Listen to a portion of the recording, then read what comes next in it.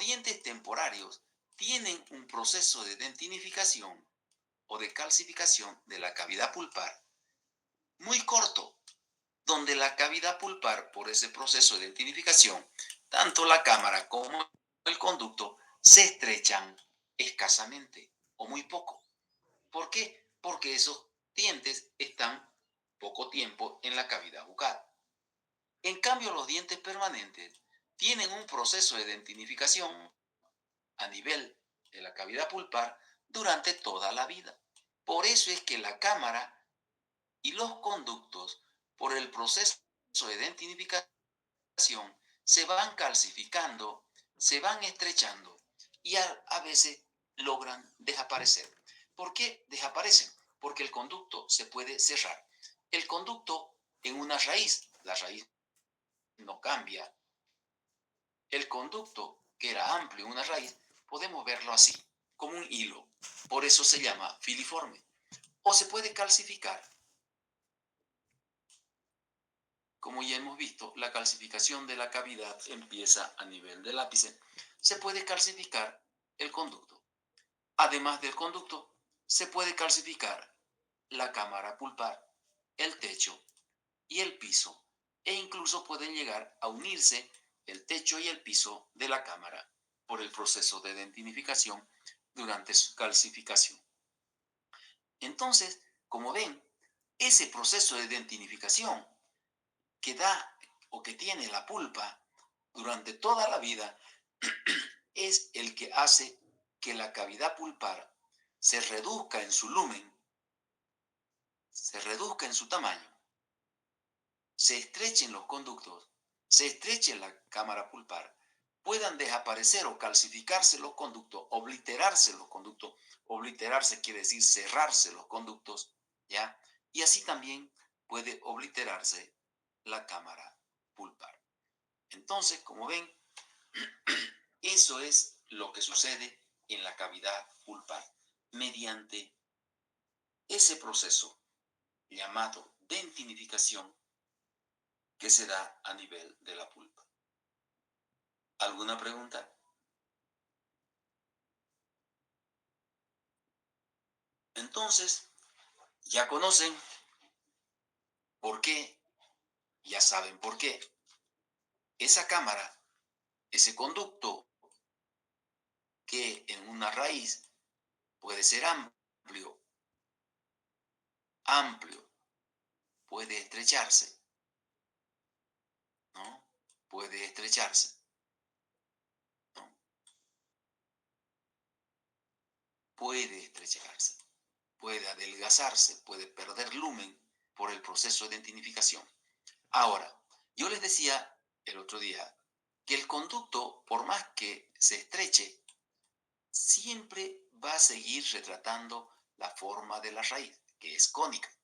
Pero en el sentido transversal, también la raíz puede tener diferente forma, ovoidal, elíptica, cilindroide, eh, un sinnúmero de formas. Entonces acá, por ejemplo, si yo tengo una raíz ovoidal, el conducto va a ser ovoidal. Pero ¿qué sucede con ese conducto? Con el paso del tiempo y de los años, la dentina se va a ir depositando en las paredes también del conducto y lo va a ir estrechando al conducto. ¿Y qué sucede? Primero, el conducto va a ir de la forma en que es la raíz, pero cuando ya se calcifica el conducto, se dentinifica y las paredes se van engrosando, ese conducto, miren ustedes, se vuelve circular. Todos los conductos con el paso de los años, no importa qué forma hayan tenido en joven, porque en un diente joven, si yo tengo esta raíz elíptica, yo voy a tener este conducto elíptico, pero con el paso de la dentinificación de los años, este conducto se va a volver circular. ¿Entienden? La raíz no va a cambiar de forma, es el conducto, porque en las paredes del conducto es que se va a depositar dentina y lo va a volver circular. Eso se da a este nivel, entre el nivel cervical de la raíz y el tercio medio de la raíz, es decir, en el tercio cervical y en el tercio medio de la raíz. Ahí se dan estos cambios, porque en el tercio apical de la raíz, el conducto siempre es, examen apical también es circular. ¿Han entendido?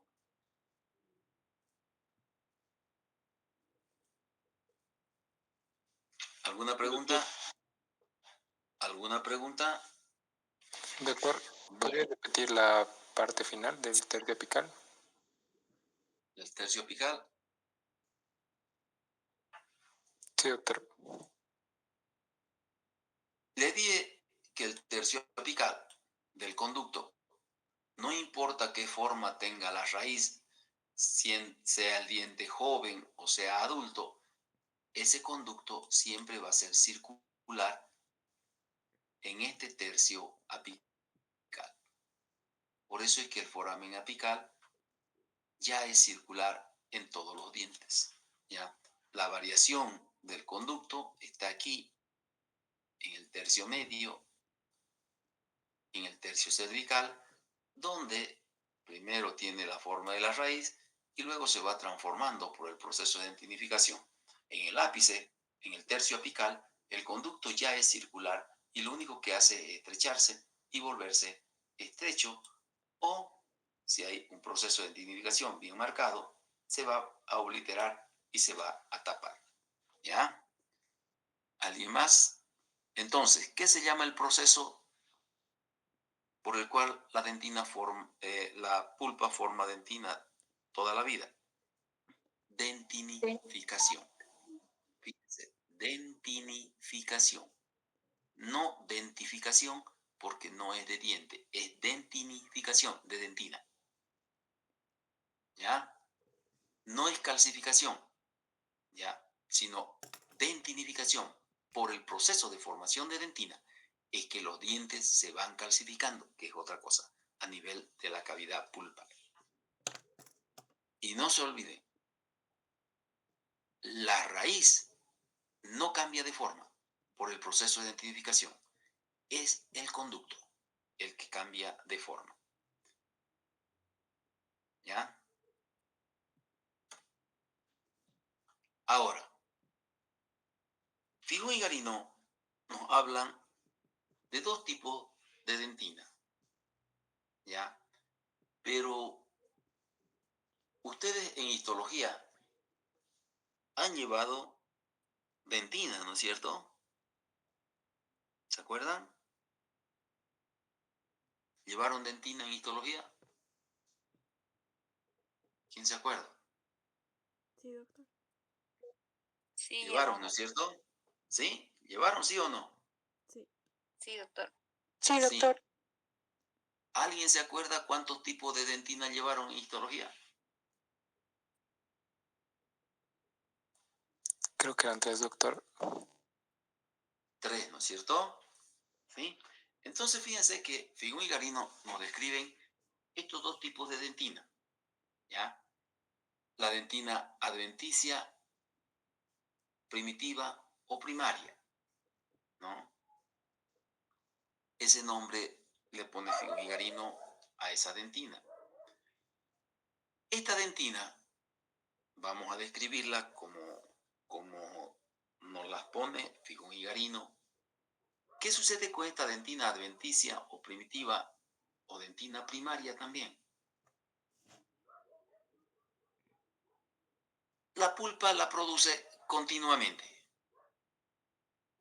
¿ya? Y se va depositando en todas las paredes de la cavidad pulpar y del conducto, es decir, cámara y conducto de la cavidad pulpar, ¿ya?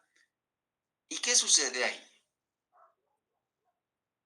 Se va depositando en las paredes, ni bien el diente entra en contacto con el antagonista, es decir, acá tengo el antagonista de este diente, y ni bien entra en contacto con el antagonista, ¿ya? Esa dentina adventicia primitiva o denticia primaria empieza a formarse. Como los dientes entran en contacto más o menos a partir de los 2 años y medio, ¿sí? Entonces, entre los 3 y los 4 años, según Figo y Garino, es que empieza a formarse mayor cantidad de esta dentina, ¿ya? Y se extiende hasta que el diente termina de formarse, ¿ya? Entonces erupciona el diente y 3 o 4 años después que el diente erupciona, entra en contacto con el antagonista y después que de 3 o 4 años el diente termine de formarse, ya se inicia la formación de esa dentina.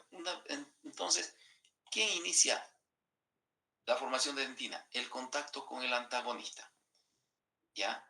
Entra en contacto, como les decía, a los 2 años y medio con el antagonista y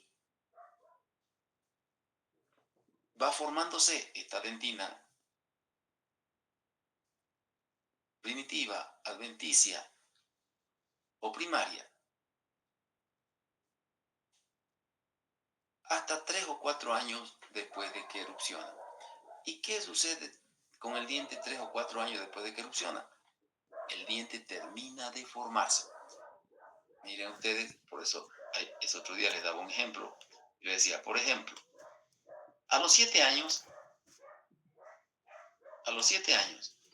erupciona el incisivo central superior. Erupciona, ¿eh? Pero no está en contacto todavía con el antagonista. Luego erupciona a esa misma edad el inferior, o un poquito antes. Entran en contacto, pero ¿cuántos años más pasan para que se termine de formar este diente? 10.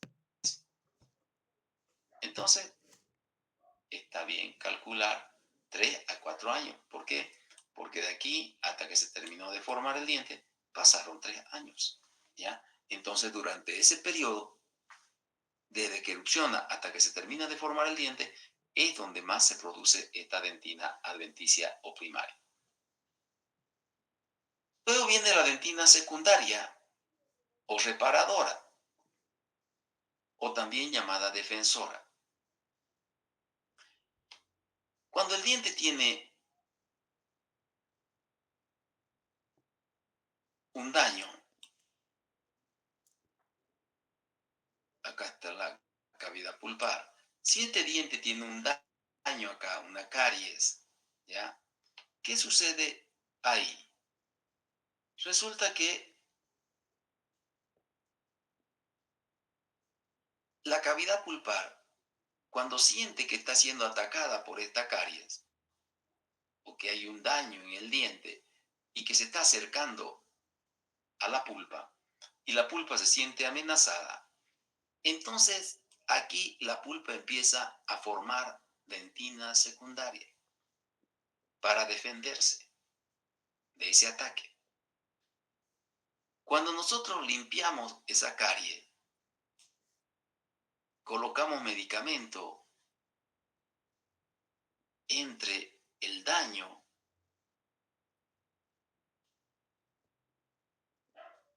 y la pulpa, entonces estamos estimulando la formación de dentina y se va a formar la dentina en esta parte. Obturamos acá y eso queda restaurado. Pero si no restauramos eso, entonces el daño llegará a la pulpa y, bueno, la destruirá. Pero eso es la dentina secundaria, la que se forma, por eso se dice que es la defensora, la que y repara en parte el daño, es la que se forma al frente de donde se ha producido el daño en esa pieza dentaria. Ahora, ¿cuál es la diferencia entre las dos? Que esta dentina adventicia se deposita en las paredes y no deforma la cavidad. En cambio, la dentina secundaria, miren ustedes, esta cavidad que con la línea amarilla yo la dibujé de otra forma, defendiendo al diente la pulpa, la cavidad pulpar se va deformando, ¿ya? Ahora, esa es la descripción de Figon y Garino, ¿ya? Ahora, ¿qué llevaron ustedes en histología? En histología llevaron ustedes la dentina primaria como primera dentina. La dentina primaria. Y ahí les enseñaron que la dentina primaria, como su nombre lo indica, es la primera en formarse. Y es la primera que va delimitando la cavidad pulpar de toda la pieza dentaria. En las primeras etapas de la formación del diente, es decir, de la dentinogénesis, entonces la dentina primaria se va formando y se va depositando en las paredes de la cavidad. ¿Hasta qué tiempo esta dentina primaria se deposita en la cavidad pulpar? Hasta que el diente entre en contacto con el antagonista. Miren ustedes la diferencia. ¿Ven? Entonces, ahí, cuando el diente entra en contacto con el antagonista, entonces se termina la formación de la dentina primaria. Si bien esta dentina primaria reduce el tamaño o el lumen de la cavidad, pero como no está mucho tiempo, ya si bien se forma bastante continuo, pero como no está por mucho tiempo, porque solamente hasta que entra en contacto con el antagonista del diente, entonces la reducción de la cavidad pulpar no es tan marcada, ¿ya?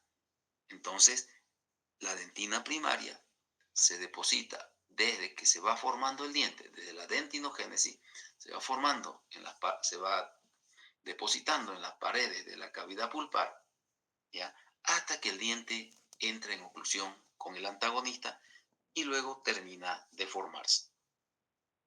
Ahora, la segunda dentina que les han enseñado a ustedes es la dentina secundaria.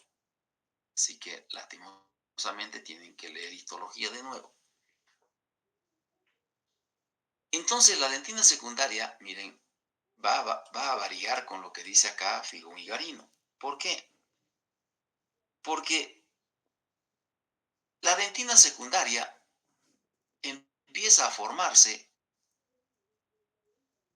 cuando se forma o cuando se termina de formar el diente, es decir, cuando se termina de formar la porción apical del diente. Entonces, una vez está terminado de formar el diente, esta pieza dentaria, como ya está en contacto con el antagonista, su formación se estimula justamente por ese contacto que hay entre un diente de un arco con el diente del otro arco. Esta dentina secundaria se deposita en la cavidad pulpar de manera lenta, es decir, su formación es lenta y se va depositando lentamente en la cavidad pulpar. Si bien la producción de esta dentina secundaria es continua, todo el tiempo se forma dentina secundaria y toda la vida,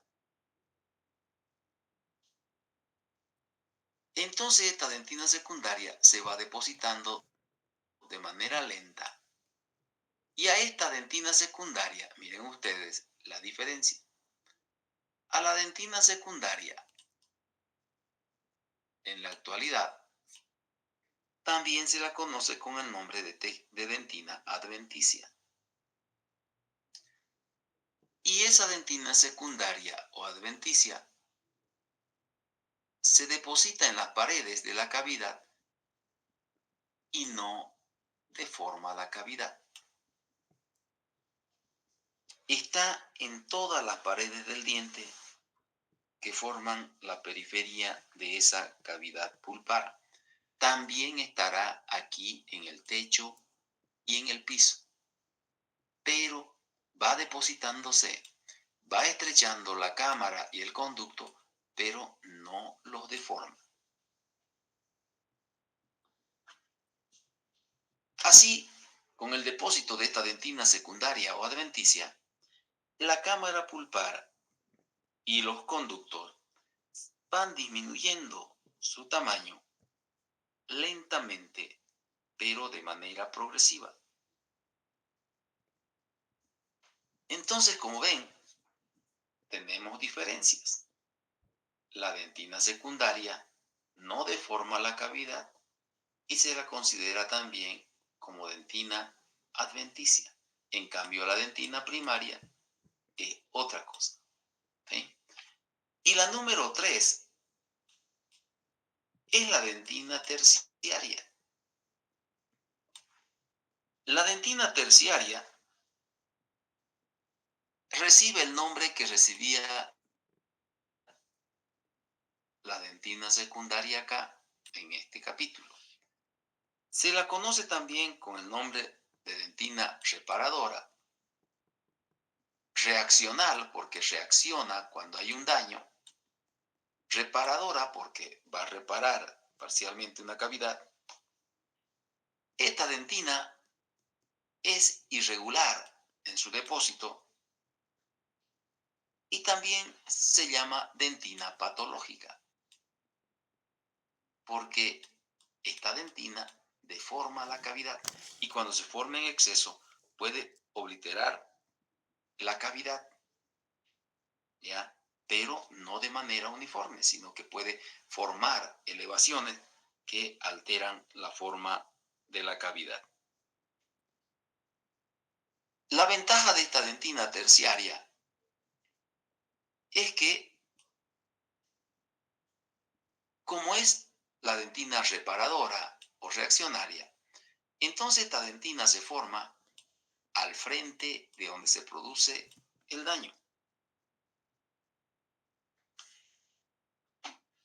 Si es por caries o si acá hay abrasión, por ejemplo, en oclusal, hay un desgaste muy fuerte, está abrasionado el diente, también se formará dentina acá a nivel de los cuernos y del techo, ¿ya? ¿Por qué? Porque a ese nivel está habiendo un estímulo bastante localizado y entonces los odontoblastos empiezan a producir dentina en esa dirección. Ahora, ¿qué sucede con esta dentina? Que la dentina terciaria empieza a formarse con el estímulo, caries o desgastes, ¿no? Que son los estímulos que pueden producir. Pero si nosotros hacemos desaparecer esos estímulos, se pierde la caries o curamos la caries, entonces la formación de esa dentina terciaria se detiene. Si el desgaste de la abrasión se detiene, también la formación de dentina terciaria se va a detener porque estamos quitando la duración del estímulo. Pero ¿qué sucede con esta dentina? Esta dentina deforma la cámara y los conductos, ¿no? Entonces, si hay una caries acá o si hay desgaste acá, se puede formar dentina acá, deformar el cuerno, deformar el techo, etc. Entonces, ustedes en histología han llevado estos 3 tipos de dentina y estos 3 tipos de dentina son los que tienen que manejar. Aunque en la clínica también se maneja esta situación y se cree que la dentina secundaria es la que se forma todavía defendiendo al diente o reparando una cavidad. Pero las dos cosas sirven, pero lo correcto es esto. Y esto es lo nuevo que ustedes han llevado. ¿Se acuerdan? ¿Les hice recuerdo por lo menos? Sí, doctor. Entonces, Sí, doctor. entonces tengan presente esta situación. ¿Ya? Tienen que estar preparados para las dos cosas. Si alguien les dice que la dentina secundaria es así, allá, acá, listo. Ya le miran nomás, pero ustedes saben que ya hay una cosa nueva, ¿no? Tengo la suerte de que me gusta ver lo nuevo que aparece, los nuevos estudios que aparecen, ¿ya? Entonces, hay que estar preparado de las dos formas, ¿no? Si nos hablan de dentina adventicia primitiva o primaria, según Figun y Garino, tenemos que saber que la que se forma desde que se da la dentinogénesis hasta que hay contacto con el antagonista, y la dentina secundaria o defensora es la que se forma al frente de donde se produce un daño, ¿no? Y que deforma la cavidad. La otra no deforma la cavidad. Pero si nos vamos a lo más reciente, ya tenemos que saber que hay una dentina primaria que empieza a formarse desde que se origina el diente en su dentinogénesis, ¿ya? Que se va depositando en las paredes hasta que el diente entre en contacto con el antagonista y se termina de formar. Entonces, esa dentina se forma durante poco tiempo y no deforma la cavidad. Luego la dentina secundaria o adventicia es la que se va formando lentamente durante toda la vida y se va depositando en las paredes que rodean el diente, que conforman la cavidad, si quieren, y la va estrechando lentamente, ¿ya? Esta dentina secundaria, según lo que nos muestra, esta dentina secundaria o adventicia, no deforma la cavidad pulpar, ¿ya? Entonces, tenemos una cavidad disminuida que va retratando la misma forma de la cavidad, pero durante toda la vida esta dentina se va depositando. Y la dentina terciaria, que es la reparadora, la reaccionaria, la defensora, que se forma cuando hay un estímulo. Ese estímulo puede ser causado por una enfermedad, que es la caries, o otro estímulo que puede ser la abrasión, que se da muy marcada, y entonces empieza a formarse dentina terciaria al frente del daño o donde se produce el daño, y esta dentina terciaria deforma la cavidad pulpar, pero tiene la ventaja de que cuando pasa el estímulo, se cura la caries o se frena el bruxismo o la atrición o la abrasión, entonces se detiene su formación. Muy bien. Entonces, como vemos, y como vimos al comienzo, la cavidad pulpar, ¿ya? En su tamaño, en su volumen, está influenciada por la edad. ¿Por qué? Porque en una persona joven, la formación de dentina todavía no está tan marcada. La dentina no ha estrechado de manera significativa la cavidad pulpar. En cambio, en la persona mayor, por el trabajo que han tenido los dientes, por más años de trabajo que han tenido los dientes en esa cavidad bucal, entonces la dentina se ha depositado más en mayor cantidad en esas paredes de la cavidad y ha estrechado tanto la cámara como el conducto. ¿Y dónde empieza la calcificación de la cavidad pulpar? En el ápice. Por eso, lo primero que se calcifica o que se dentinifica en el diente son los conductos. Y esa calcificación, por la dentinificación, empieza en el conducto y se extiende hacia la cámara. ¿Ya? Ahora, cuando nosotros observamos un diente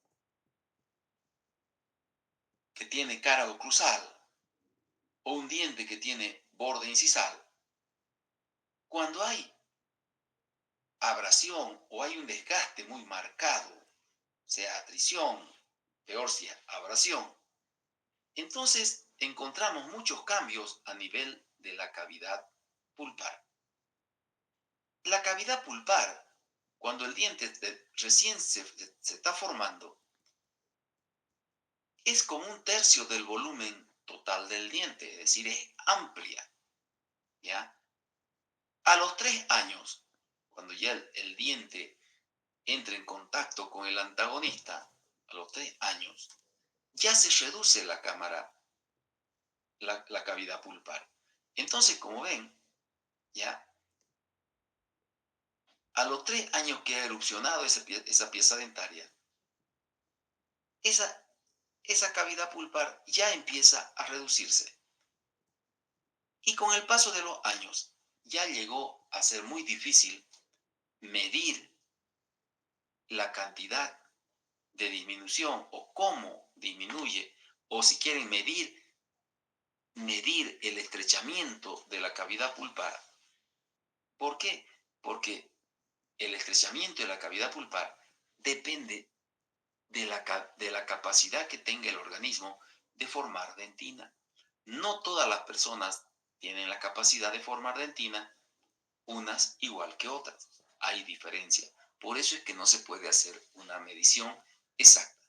Cuando recién se ve el diente recién erupcionado, ahí sí, ¿no? Podemos observar estas situaciones. Pero ya una vez que el diente es de una persona mayor, joven, adulta joven, hasta una persona mayor, es muy difícil hacer una medición de estrechamiento de la cavidad pulpar por la formación de dentina. Ahora, si nosotros vemos acá, vemos una cara oclusal con cúspides completas. Entonces, estamos viendo acá que tenemos un diente con desgaste normal, que puede tener una atrición normal, un desgaste lento de las cúspides. Pero acá tenemos un diente con desgaste muy marcado, es decir, hay una abrasión muy marcada. Fíjense ustedes cómo los cuernos pulpares se han reducido. La cámara está muy estrecha, casi unido el techo y el piso, y los conductos delgados. ¿Ya? Entonces, ¿por qué? Porque en este diente la abrasión, la marcada abrasión que tiene el diente, ha estimulado tanto la formación de dentina que por el desgaste, que la cavidad pulpar se ha estrechado. Ahora, ¿cómo vemos la cavidad pulpar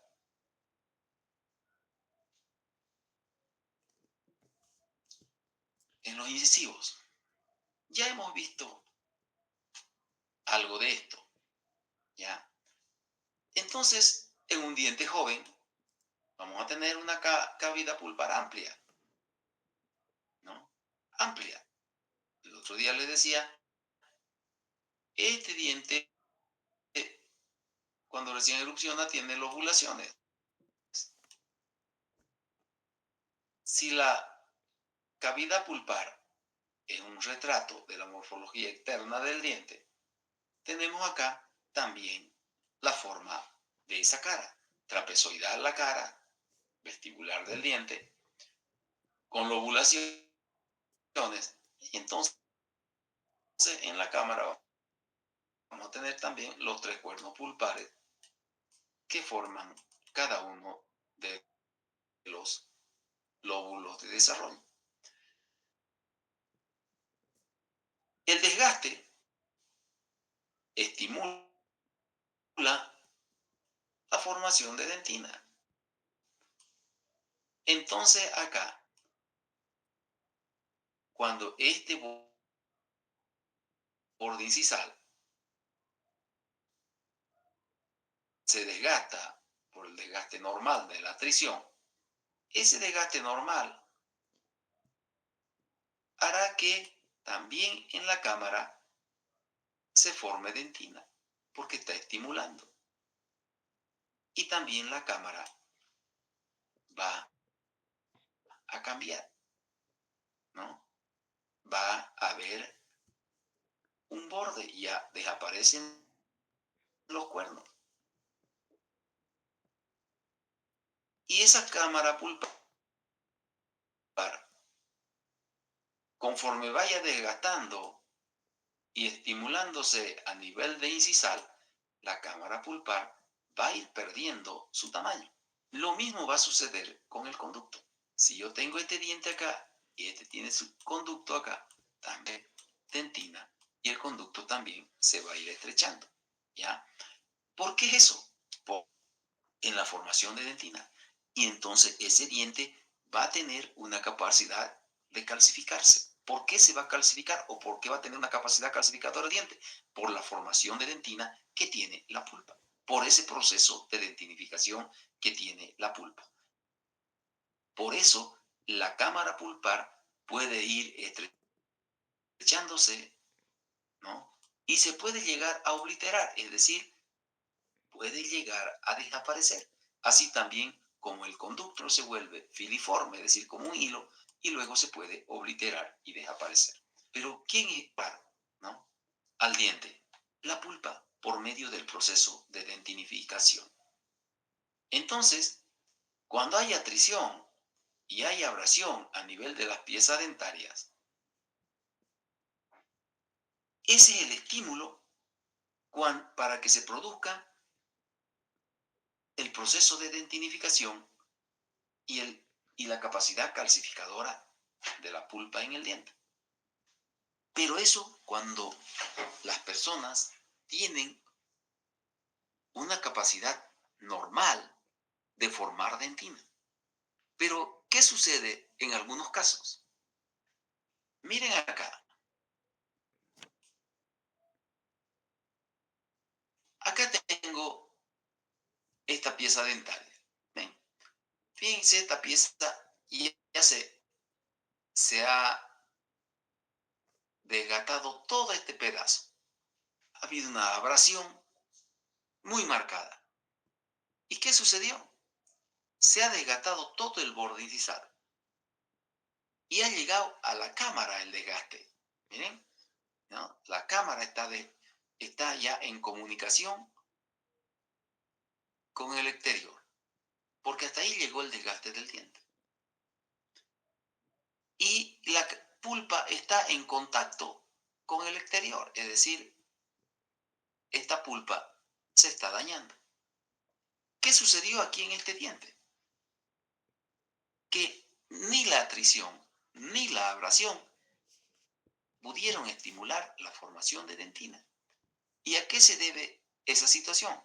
A que el dueño del diente no tiene capacidad de formar dentina. Ese organismo no tiene la capacidad de formar dentina, ¿ya? Es decir, no tiene la capacidad de formar dentina o de entrar al proceso de dentinificación, ni de formar dentina primitiva, ¿no? Ni de formar dentina secundaria, etc. Acá tenemos una situación similar. Miren, la cámara ya está cerca del borde incisal y el borde incisal también tiene desgaste. Tampoco hay formación de dentina en la cámara, ni en el conducto. También estamos con estos dos dientes, con personas que no tienen o que tienen un organismo que no tiene la capacidad de formar dentina. En esta situación de acá, mira, se da otra situación. ¿Ven? ¿Qué hay acá? Fíjense cómo la cavidad pulpar es amplia, amplia, pero no hay desgaste, miren, en incisal. Incisal está intacto. Entonces, ¿qué ha sucedido acá? Acá ha habido solamente depósito de dentina primitiva. Es decir, el diente formó dentina primitiva. Pero ¿qué sucedió? Esta característica se da cuando las piezas dentarias, acá está el otro diente inferior, por ejemplo, y estas piezas dentarias no están en oclusión con el antagonista, no hacen contacto. Entonces, al no hacer contacto, no tienen atrición ni abrasión a nivel incisal, entonces no hay estímulo para la formación de dentina. Entonces la cavidad pulpar queda amplia y el diente está completo porque como no hace contacto con el otro diente, no estimula la formación de dentina. Esto se da cuando las personas tienen una mordida abierta, ¿no? Entonces hay una mordida abierta entre los dientes, no hay contacto y podemos tener un diente sin desgaste y con una cavidad amplia, ligeramente reducida, pero fíjense, con la misma forma del diente. ¿Por qué con la misma forma? Porque la dentina primitiva no altera la forma de la cavidad. ¿Entendieron?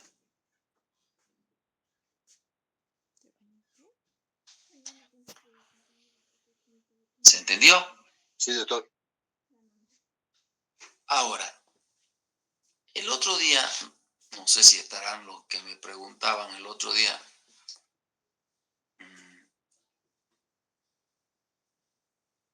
ojalá estén, los que preguntaban el otro día por qué se estrechaba la cavidad pulpar, ¿no? ¿Por qué se podía cerrar el conducto? No sé qué otra cosa me preguntaba una chica, que yo le dije que por ayer en la noche se lo iba a indicar.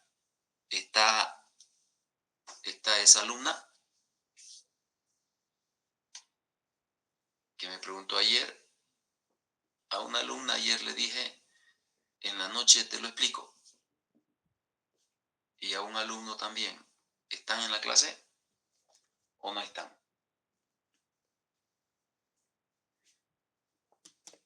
Por lo visto no están. Ahora, fíjense lo que pasa acá, porque la pregunta era acerca de los molares. Tanto en los molares como ya hemos visto en los incisivos, la edad siempre tienen que tenerla presente. La edad. Ya, en los dientes permanentes tienen que tener presente la edad. Entre un diente temporario y un diente permanente, ya saben la diferencia. Pero en los dientes permanentes, la edad. ¿Por qué? Porque el diente joven o la persona joven va a tener cámaras pulpares, cavidades pulpares amplias en sus dientes, conductos amplios, cuernos bien marcados.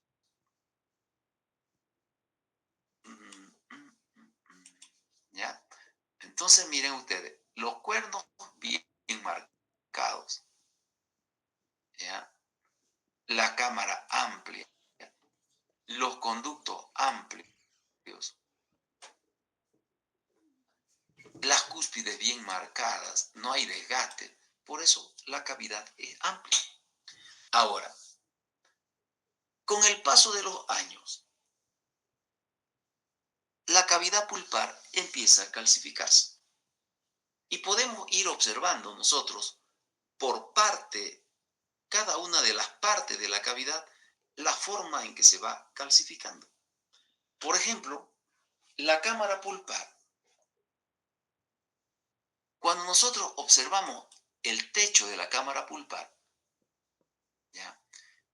ya cuando hay atrición o hay abrasión, ¿qué hay en el techo de la cámara? Los cuernos pulpares. ¿Ya?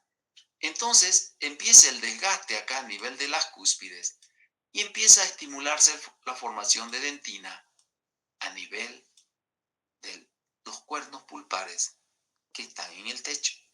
Esta convexidad del techo hacia la cámara se va engrosando y se va acercando el techo al piso. ¿Ya? Ahora, siempre que ustedes vean un diente, especialmente un molar, van a ver ustedes los cuernos. Y resulta que los cuernos mesiales, si bien se reducen por la dentinificación, pero siempre se los observa, aquí si ustedes quieren mirar también, en este dibujo de abajo, siempre se los observa los cuernos mesiales ligeramente más grandes que los distales. ¿Y por qué los cuernos mesiales, por ejemplo, si yo tengo acá un molar superior, también va a tener el cuerno mesial más grande que el distal? ¿Y por qué los cuernos mesiales son, aún en el proceso de dentinificación, quedan de mayor tamaño que los distales? Porque cuando nosotros masticamos, al cerrar la boca, hay un contacto primero entre las cúspides distales. Por eso las piezas dentarias tienen un desgaste mayor en oclusal a nivel distal, a nivel de las cúspides distales. Porque es como cuando nosotros caminamos.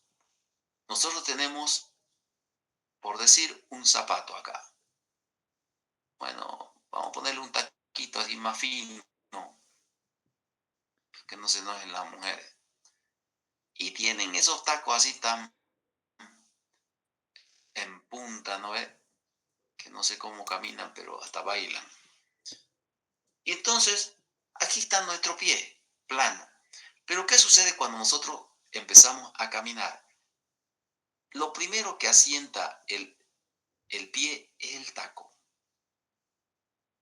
¿Entienden? Primero el taco y luego la parte de adelante, la planta. En los dientes, primero, en la función masticatoria, primero tocan las cúspides distales, hacen un contacto prematuro primero y después de que ya ha habido fuerza acá en distal, recién tocan las cúspides mesiales. Entonces, el esfuerzo está en distal. Y como en distal hay mayor fuerza, va a existir aquí mayor atrición o mayor abrasión a nivel de las cúspides distales. Entonces, también va a haber un mayor estímulo a nivel de la cámara y este cuernito distal se va a reducir más que el mesial. Por eso es que nosotros vemos los cuernos mesiales más largos que los distales, aunque la cara oclusal esté desgastada. ¿Entendieron? ¿Sí? Sí, doctor. Ahora, como los cuernos están en el techo, también se forma dentina en esta convexidad del techo. Esta parte convexa del techo se va formando dentina y el techo se va acercando al piso, ¿ya? Y como en el piso también se produce el proceso de dentinificación, y de calcificación se produce también en el piso y la cámara pulpar se va estrechando. Se estrecha tanto que a veces se une techo y piso y desaparece la cámara. Se calcifica, se oblitera. Ahora, eso en el techo y en el piso.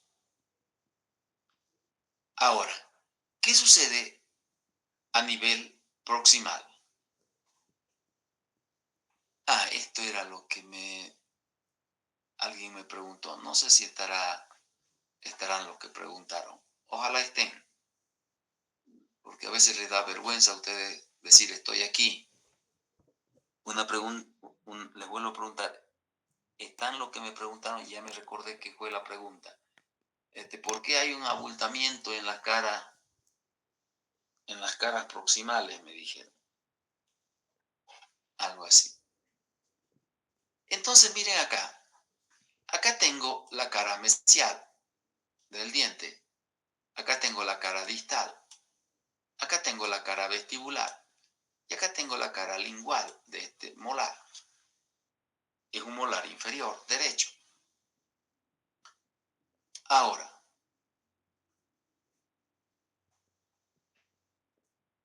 hemos sacado parte de la corona, de la cara oclusal, y llegamos al techo, ¿no? Llegamos al techo y ahí observamos la cámara. Todo esto es la cámara. Son las paredes de la cámara. La pared mesial, la pared vestibular, la pared distal y la pared lingual. ¿Qué sucede con las paredes proximales de la cámara pulpar? El proceso de dentinificación es muy marcado, especialmente en la pared mesial. En la pared mesial, el proceso de dentinificación hace esto. Va depositándose dentina acá, en esta pared, y llega, fíjense ustedes, a tapar el ingreso de los conductos mesiales. Todo esto es una formación de dentina. Es un abultamiento, miren. Se llama espolón dentinario. Este espolón dentinario, que se forma de gran tamaño en la pared mesial, hace que nosotros cuando miramos un diente, ¿ya? Y existe este espolón, yo voy a dibujar acá un diente inferior. Vamos acá, el diente inferior, y voy a dibujar este diente joven primero. Entonces acá voy a tener los cuernos pulpares, la cámara, los conductos, el piso y el techo. ¿Qué sucede acá? ¿Ya? Cuando el diente es joven, hemos dicho, la cámara es amplia. ¿Ya? Amplia. Pero el proceso de dentinificación ya va depositándose en las paredes, especialmente en las paredes proximales de los molares, en este caso la pared mesial.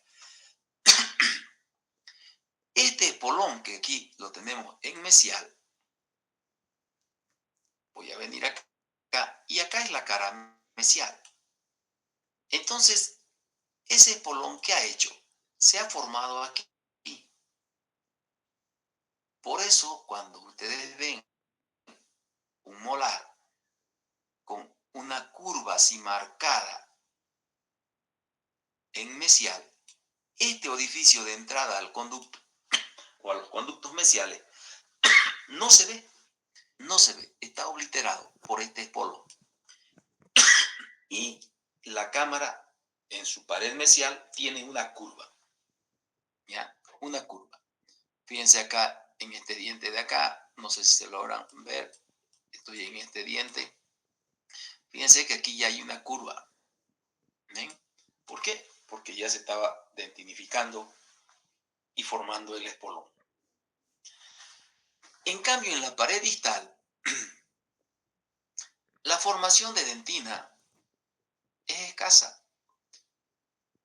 Poca dentina se forma, entonces el espolón no se llega a formar, sino que se forma un pequeño aumento de dentina. Casi nada. Como ven, tenemos acá los conductos mesiales tapados, no los vemos. Imposible que nosotros podamos hacer una endodoncia. Pero antes de explicarles lo que se puede hacer, nos vamos acá a la pared vestibular. La pared vestibular, que es la pared de las caras libres, y la pared lingual o palatina, que es otra pared libre, no sufren dentinificación. No se forma ningún espolón. Son paralelas. Por eso ustedes miren acá, en este diente, fíjense que esta pared vestibular de la cámara se mantiene recta. Esta pared palatina se mantiene recta. ¿Entienden? ¿Sí? Entonces, no hay dentinificación en esas paredes de las caras libres. En cambio, en las proximales, miren ustedes acá, en mesial, fíjense acá, ya está curvo aquí.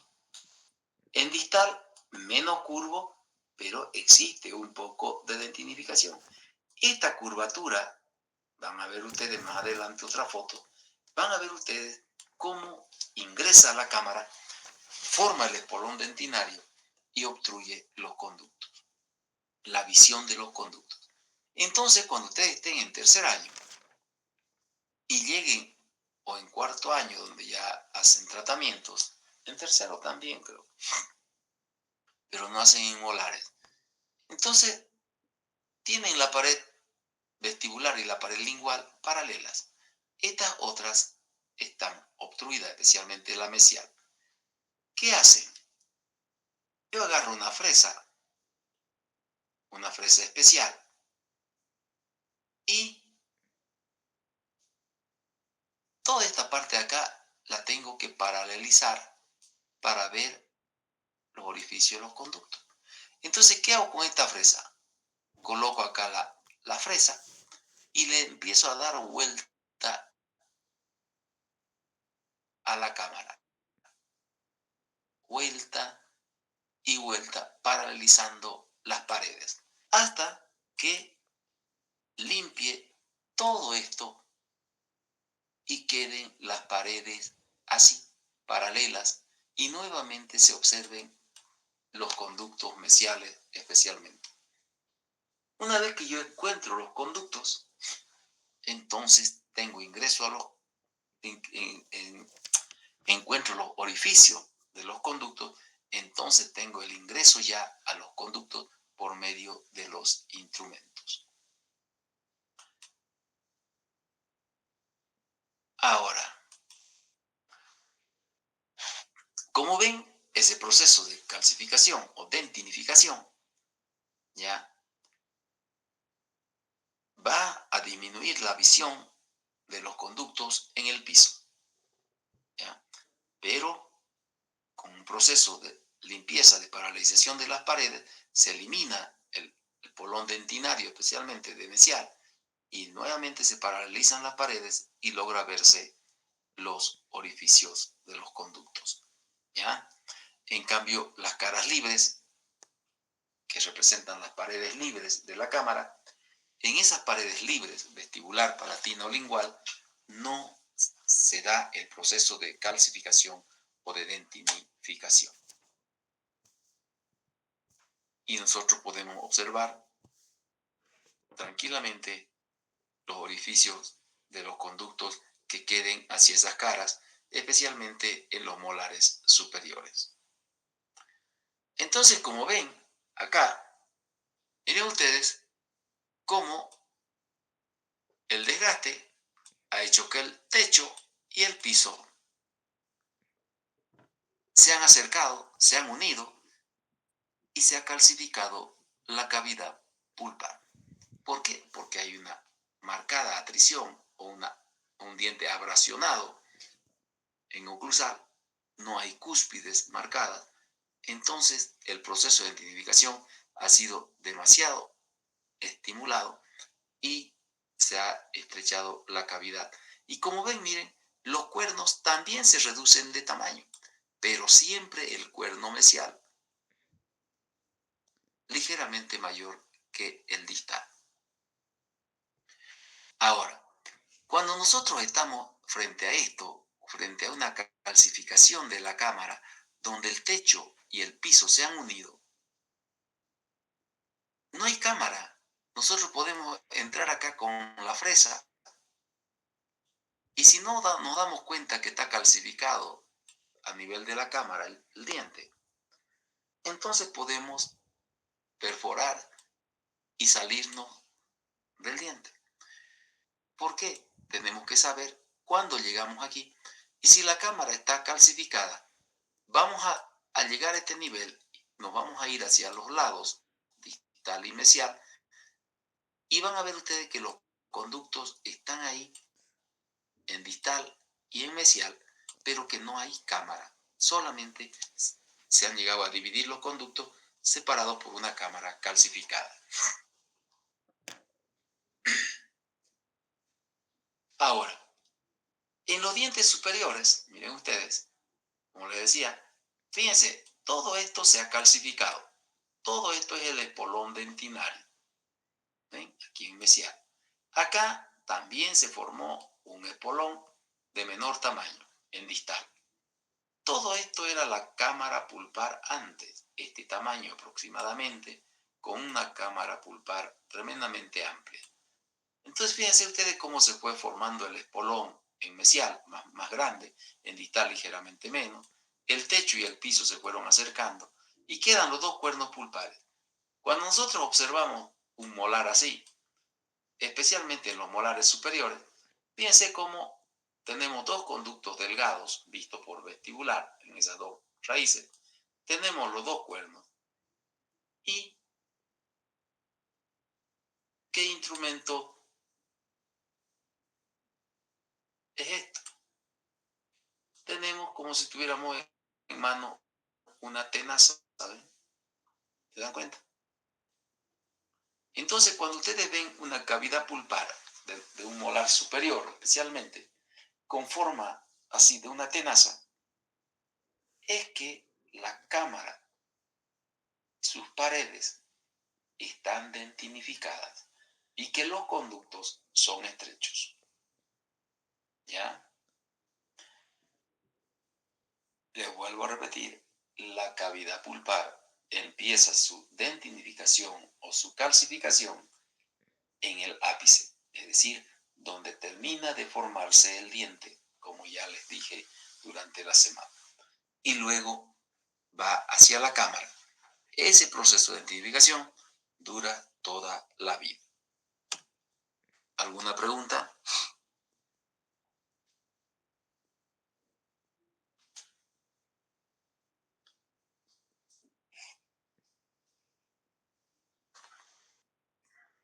No, doctor.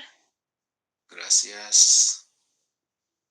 Ahí termina lo que es el volumen de los dientes de la cavidad pulpar. Acá nosotros vamos a ver, fíjense, por qué año más o menos se empezó a estudiar la cavidad pulpar, ¿no? Fíjense en qué años.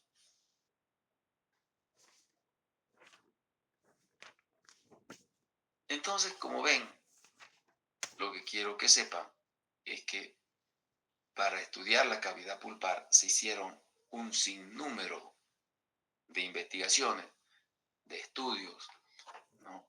Se llegó a descubrir que la dentina se forma durante toda la vida y que la dentina se deposita en los dientes, en las paredes, en el sentido vertical, así como también en el sentido horizontal, durante toda la vida. ¿Ya?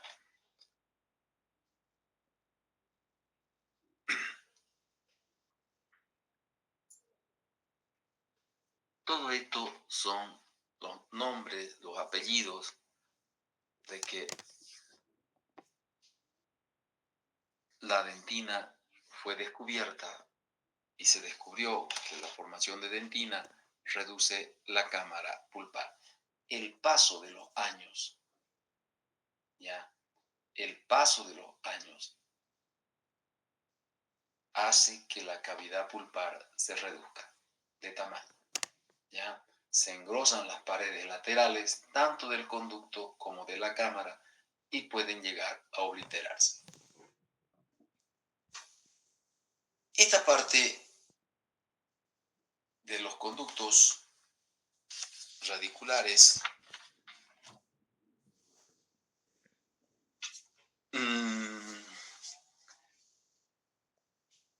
es muy interesante, muy bonita y muy importante.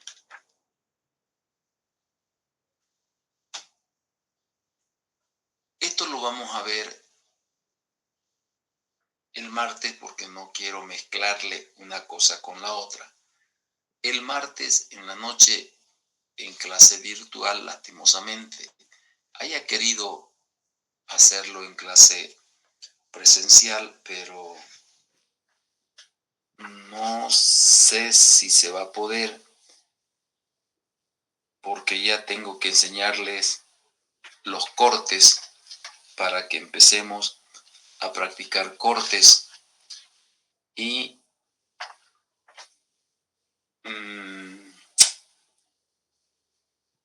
a ver, voy a ver qué decido, pero yo le voy a mandar un aviso al grupo de los encargados para que avisen en cada uno de sus grupos lo que tienen que hacer y lo que tienen que llevar, ¿ya? Y de qué tema es el repaso que tienen que dar. El martes tienen examen de qué? Psicología, doctor. De psicología, doctor. Wow, qué cosa más difícil. Me da una pena. Me da una pena que... A ver si no explota su cerebro estudiando eso. Entonces,